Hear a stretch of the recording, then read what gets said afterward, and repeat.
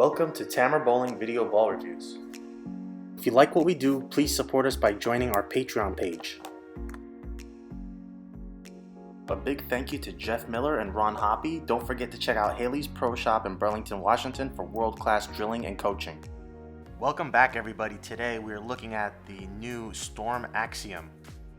First impressions, the Axiom has huge surface, huge core, and it still goes sideways off the friction. So I was going to start with, Chris Berman's rumbling, bumbling, stumbling, but I don't want to sound derogatory.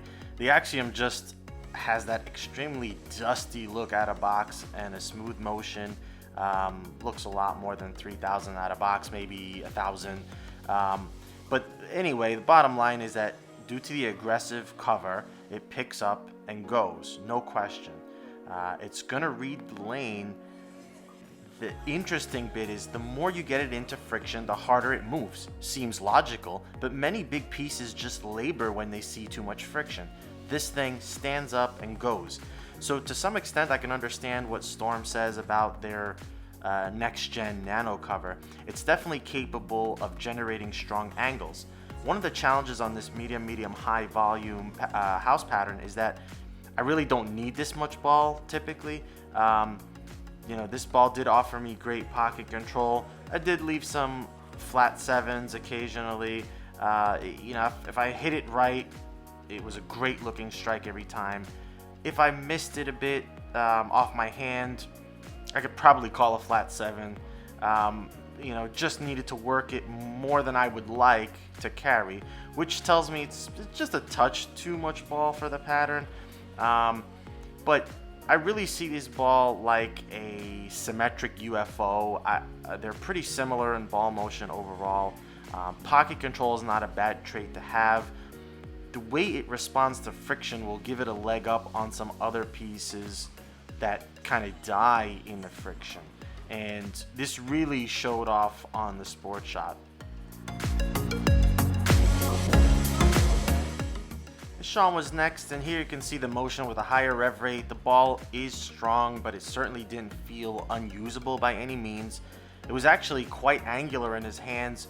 You could see it rev up and then make a huge move. Again, what is noticeable is that despite that aggressive out-of-box surface, the Axiom still responds strongly to friction. So it again doesn't feel like big surface ball that pukes in too much friction. It just would hook too much. Honestly, I prefer that motion. It confuses us bowlers when a strong ball pukes in friction. I much prefer, say, a reaction where less friction, less hook, more friction, more hook, versus a ball that has less friction, less hook, just the perfect amount of oil, right hook, and high friction, puke.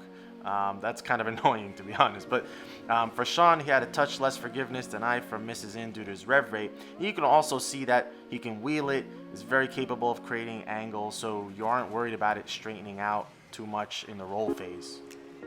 For Bryan, he gets a smoother roll than Sean and I, more kind of banana shape overall. You can still see the same characteristics of the ball, just on a smaller scale. It didn't feel as strong for him as, say, a lock or another big ASIM, but it's a step down as you would expect, where you still need traction, but not as big of a ball overall.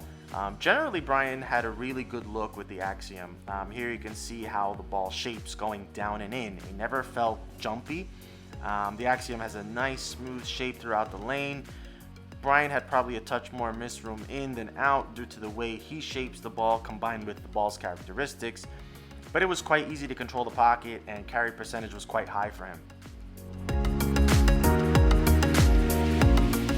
For the sports shot, we have the 2019 40-foot PBA Don Johnson pattern. That was used on the Tournament of Champions this year. It almost looked like child's play in terms of pocket control with this ball. In that regard, even more so than the Phaze II. It made me comfortable. I threw a lot of good shots. It rolled so good and generated just the right angle to carry quite well. And if I was a touch too deep, still gave me excellent pocket control, but ring 7, and that's to be expected. I'll take that shape on this tough medium length pattern any day. A quick comparison to the Phaze II, and the Phaze II doesn't look far off at all. I mean, if anything, I would say the Phaze II is maybe a bit sharper off the end of the pattern in terms of transition, but really close. For Sean, the Axiom made this pattern look pretty easy. He can use the outside, which has tended to be out of bounds, and just use the strength of the ball to shape and do its thing. He tried a few shots from a bit deeper, but honestly, he never really felt like he needed to step inside and risk giving up the pocket when the outside looked so good. We hadn't seen a ball, be able to control the outside on this pattern previously. Finally, Bryan was up. It was a little trickier in the sense that it let the pattern play more or less as tough as it really is. Because Bryan doesn't see quite as much shape as Sean and I, the down and in shot on this pattern has to be fairly spot on. The Axiom is strong up front, so missing in would have him going high. He did seem to be able to move in and still get shape to make it up the hill.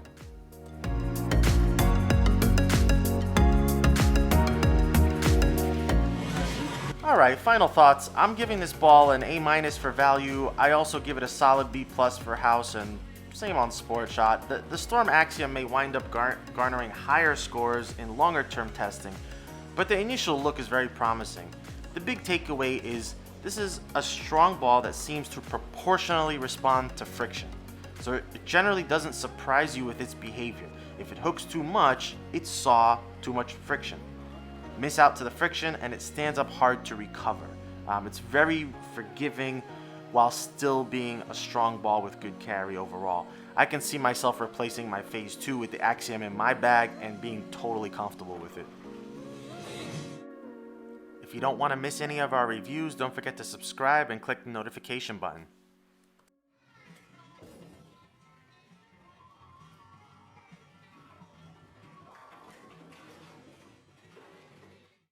I want to thank Limerick Bowl for their support. If you're in the area, don't forget to visit Limerick Bowl in Limerick, Pennsylvania.